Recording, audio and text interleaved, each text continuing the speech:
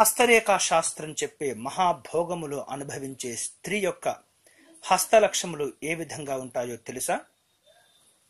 అవును, స్త్రీ యొక్క హస్తముల కింద కొన్ని రకాల గుర్తులు కనుక ఉన్నట్లయితే ఆ స్త్రీలు మహాభోగములు అనుభవించే అవకాశం ఉంటుంది.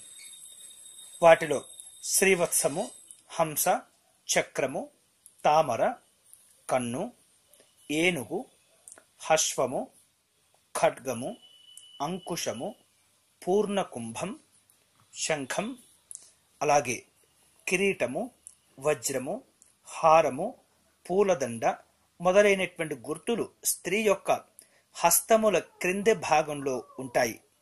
ఇవి కనుక ఉన్నట్లయితే అటువంటి స్త్రీలు మహాభోగములను అనుభవిస్తారని హస్త సాముద్రిక శాస్త్రం చెబుతుంది. మరెందుకు ఆలస్యం? స్త్రీలు తమ చేతి కింద ఈ యొక్క గుర్తులున్నాయో ఒక్కసారి సరిచూసుకోండి. ఈ వీడియో వెంటనే మీ స్నేహితులకు షేర్ చేయవలసిందిగా ప్రార్థన.